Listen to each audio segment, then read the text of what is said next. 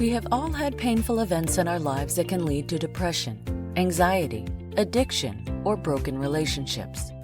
But here's a secret. It is not about what happened to us that causes suffering. It's the stories we believe about ourselves. Join us as we shine light on how to rewrite our stories, avoid the shadows of shame, and travel along the pathway to joy, love, and connection. It's the Finding Peace podcast with your host, Amazon best-selling author, Troy L. Love.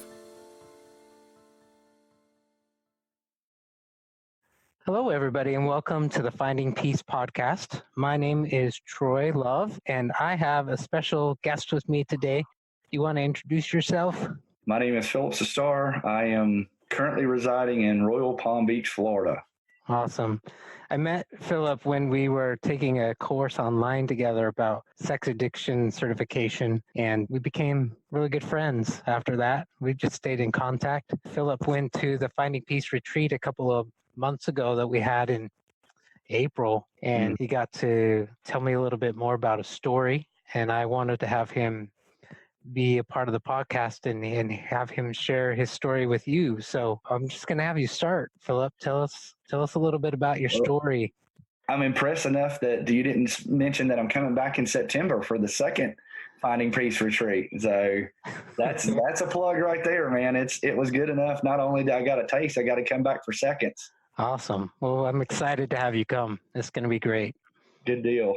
Well, I appreciate you. I appreciate you thinking about me and asking me to do this. Yeah, it's been kind of an interesting journey of mine. One of the biggest things that happened to me is my dad died when I was 4. He had cancer. He was a minister in a Pentecostal denomination. I'm still kind of connected to them, but not really anymore.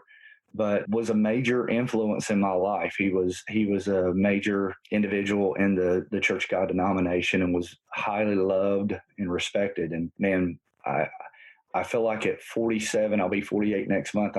I'm still, it's like an onion. I'm still peeling back, understanding that bomb going off in my life, the trauma, the full trauma that I got from all of a sudden him just up and being gone. And the one thing that I feel like in walking with you and through the class and some other materials that I've read is one of the things that it kind of taught me was I can't trust men. Men will just up and die. Men will just leave you. And so I jokingly tell people that for all my life, I've never had a ooh girls or icky stage. You know, I had a girlfriend in kindergarten. You know, I kissed her on the lips twice. I was so in love with women, but I was absolutely enthralled with women. And unfortunately, at 7, it kind of took a little bit of a left turn, and I had a family member that was into Playboys and stuff. I just thought these wonderful, incredible creatures called females. I kind of I was curious by nature. And so I saw pornography for the first time at 7 and was just so, kind of taken back. It was kind of shocking to me. But I was about 12 years old. A friend and I ended up stumbling upon a dumpster that a kid was inside of. And he was almost like running a store. And he like popped up going, "Hey, what do you want?" And somebody would say something and he would disappear for a few seconds. And he would come up with a stack of stuff and he'd hand stuff. And the little boy would grab it and he'd run off to his house. And we were like, "Hey, what's going on here?" So we got in line like everybody, whenever there's a line, you get in line, especially if it's free. And what it was is somebody, I guess, had been evicted and had, 300-400 various magazines of everything from Playboy to a little more medium core stuff. It's funny, I can't remember the names of some of my teachers that I spent 180 days with, but I can tell you the one episode of one of the books that I had, and I would call it medium core pornography. And that kind of awakened something else in me. It's been interesting in my journey now of recovery for 5 years. I actually couldn't make this statement up until about 5 years ago, but At 14, I was molested by a friend of the family and really made me confused. Really, I didn't understand what was going on. Shortly after that, I ended up viewing my first hardcore pornography on a VHS tape, but I can't tell you some of the latest movies that I've watched of the entire plot, but I can tell you the virtual entire plot of that hour and a half hardcore porn. Just amazing of how it can stay with me. It burns in your brain. Yeah, it just did. About 15, shortly after that, I lost my virginity. Got scared half to death that I had possibly got the girl pregnant. So got on my knees and made a deal with God that if she wasn't pregnant, I wouldn't have sex until I got married. But I kind of pulled a Bill Clinton on that one and did everything but sex with various girls because it was just, to me, it got to a point where sex was, what I realized is I was looking for acceptance. And my number one way that I understood acceptance to be through sex, then that was full acceptance, full in. Ended up getting married. I did break family tradition. Family tradition was getting married by 19. I didn't get married till I was 21.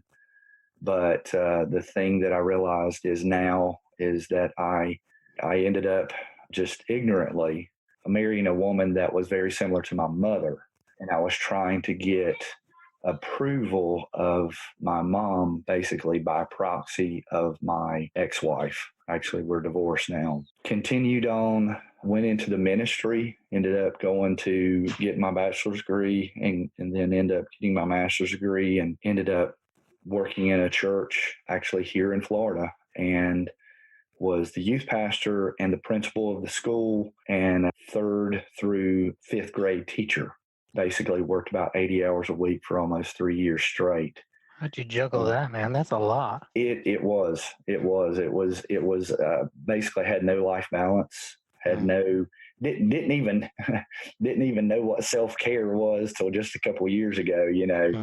I knew that I was sexually broken, but I've come to understand from Dr. Julie Slattery's book that we virtually are all sexually broken one way or another. We lasted about 10 years. She did get pregnant and I've got an 18-year-old daughter now that's got accepted to college and about to go off, but we separated. But full disclosure, we separated because I had an affair with actually one of the church members. Ironically enough, I'm a statistical anomaly now because the woman that I had an affair with, I ended up marrying a couple years later, and we've been together for longer than my first marriage now. So God can redeem our mistakes. God can redeem our brokenness, but it's not easy. Still, even in that, even with my current wife and I, and she way more loving, way more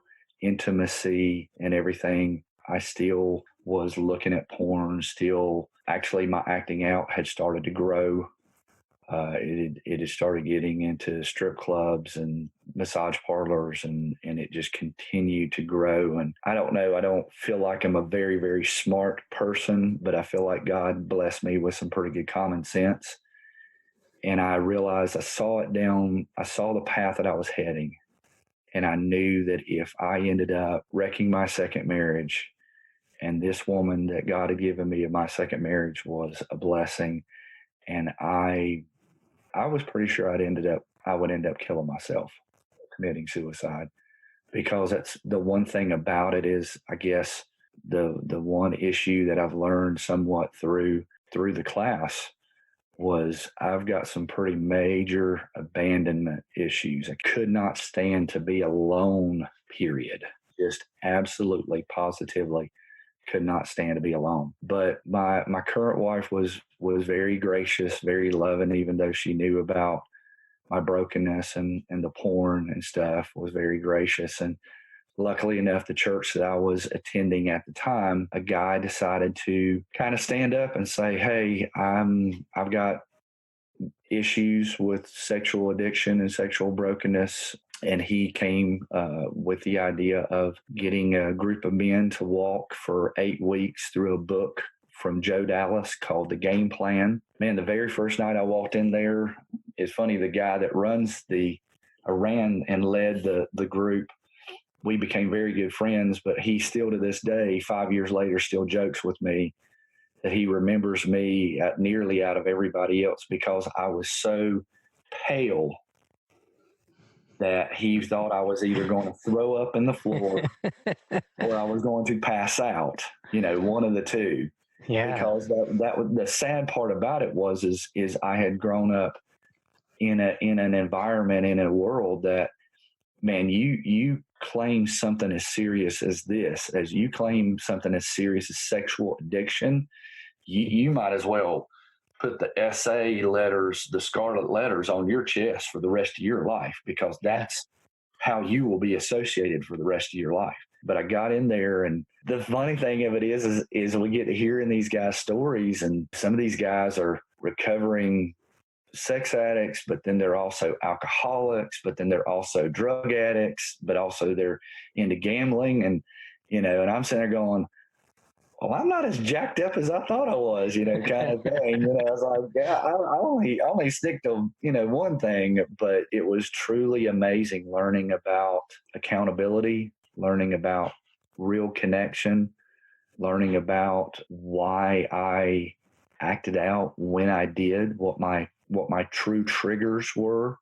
My trigger wasn't seeing some beautiful woman at the corporate office. The true trigger back before was the stress my boss had put on me, that and the stress I was under, and I was looking for some way to cope.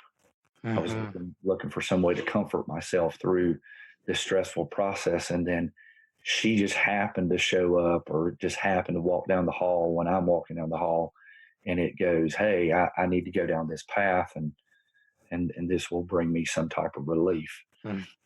It was amazing to me that the enemy of our soul absolutely convinced me that I was too damaged to ever be used by God ever again.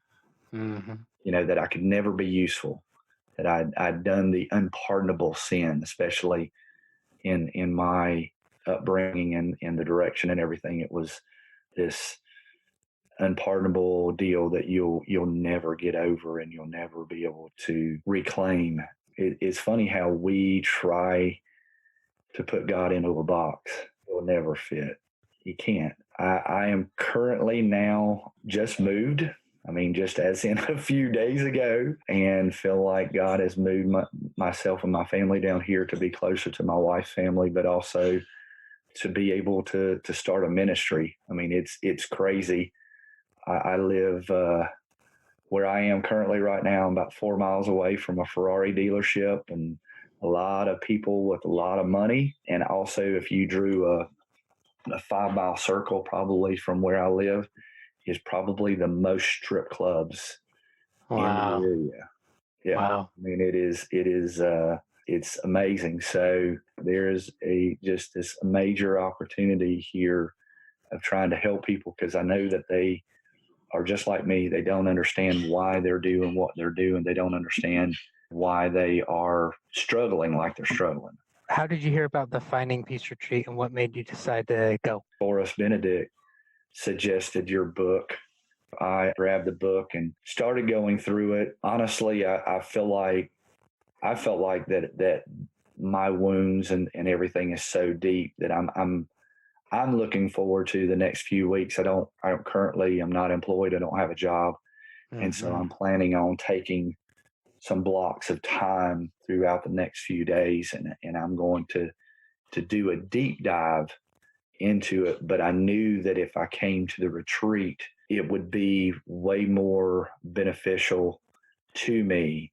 I used to be one of those guys that thought that the journaling and writing stuff down, I kind of thought that was silly or whatever. I was like, I ain't got time for that. No, you got to have time for that. It's way better to sit down with a book and handwrite out your thoughts than trying to type them in a computer, because we have gotten so used to typing that we don't process as well handwriting things out. It slows us down. To me, the retreat, I just knew would be, I felt that it would do exactly what it did for me, that it was a springboard into action, that I felt like if I had the book, it's possible that I would never discipline myself to actually get it off the shelf, sit down and go through it. I went to the first one. I got a good kick in the pants. I got a good understanding of everything and had a absolute fantastic time with people there and bonded and made connection. And one thing that I will say to you that was a bar that was set above that I did not anticipate is I have been to some other Christian men's retreats similar to Finding Peace, but I was utterly shocked at some of the exercises and how close we are together, whether we're male or female. There was a number of things of the exercises showed us that we were very, very similar in some ways. And I thought that there was going to be this gap. And at times there was different questions that were asked that were male only or female only or things of that nature. But for the most part, in most of the exercises and everything, I felt that it was very, very helpful for me to be in that situation and be around a mixed company, because one of the things I feel like that I'm still working through is having to work with the issues of feeling rejection and feeling abandoned somewhat by my mom. And so if I do something of an event like this that I'm connected to males, I'm not giving the opportunity to be able to process and work with females that might be able to bring those feelings up and be able to do that better. So that was an unexpected benefit somewhat to me. Went to the first one, kind of got a good taste of it, kicked off and everything.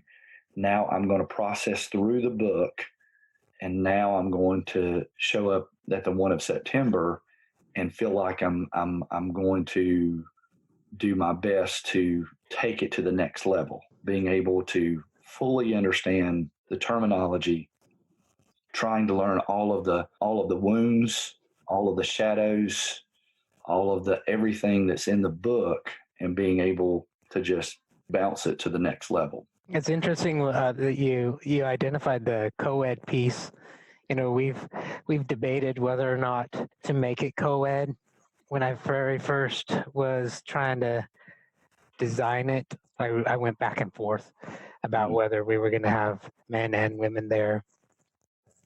And I just felt like we needed to. Both times the feedback has been the same. There has been an appreciation for the other side of the story that people didn't get before. It helped them develop a greater empathy and an understanding for the role or the part of the other gender. Right. A lot of the women who come, they come because they have their own, obviously everybody comes because they have their own wounds and their own stuff they're trying to heal. And some of them came because the wounds that they're dealing with have been caused by their spouse. And so seeing another man who's trying to do his work softened them and helped them.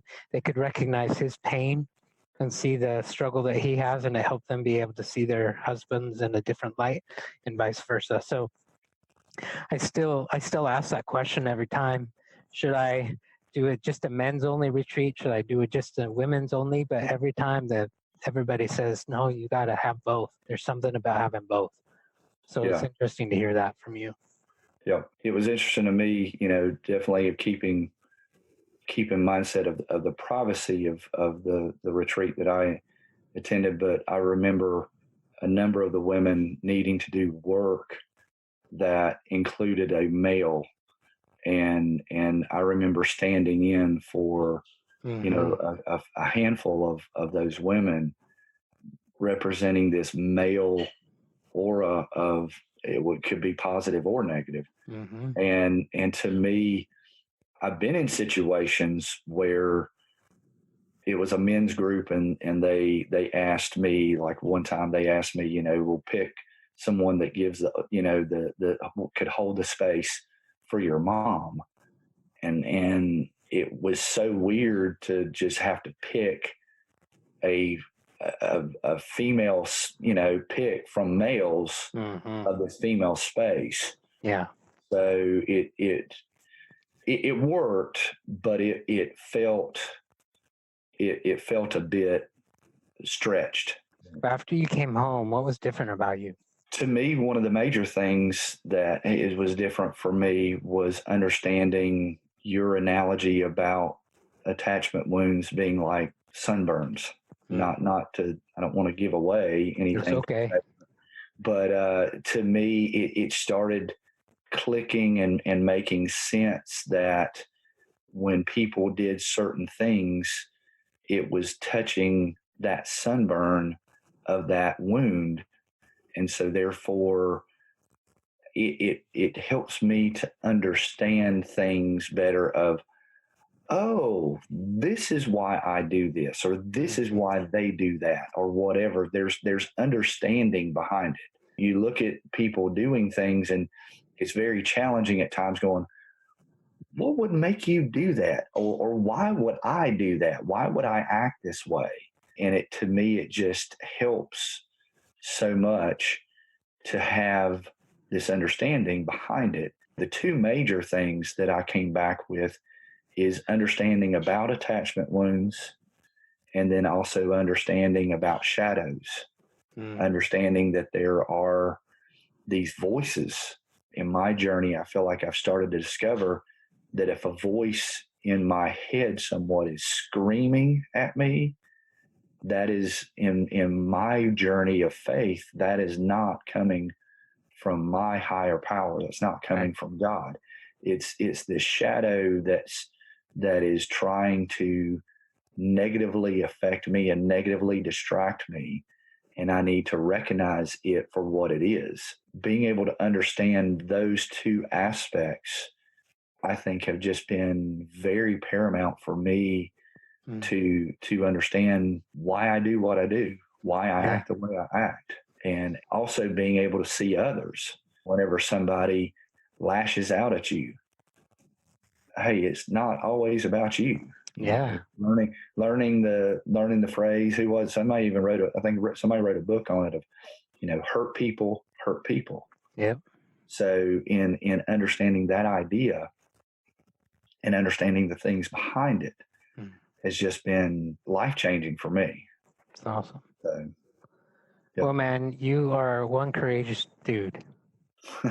I'm really proud of you. I know what it's like to walk away from a perfectly good job and not even know what's going to happen on the other side.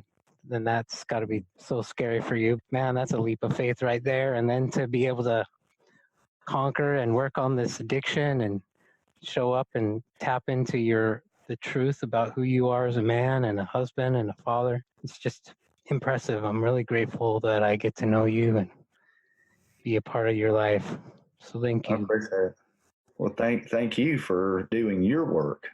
We wouldn't know each other if either one of us wasn't doing our work. We wouldn't know each other. And you've taken the time out to write Finding Peace and to do the work that you're doing. And to me, you're kind of a big brother somewhat in this, this kind of thing of a, ahead of me and the time that you've been working with folks. And I know that, I don't know about you, man, but to me, I think counseling and ministry are very similar. And we may not understand or see the benefit that we're doing in people's lives now per se. We get glimpses, but I think we'll get a much better glimpse on the other side of this reality. Yeah. Well, thank you for spending some time with me this afternoon. I appreciate it. Absolutely. Man. If the listeners are interested in attending the Finding Peace retreat, they can go to findingpeaceacademy.com.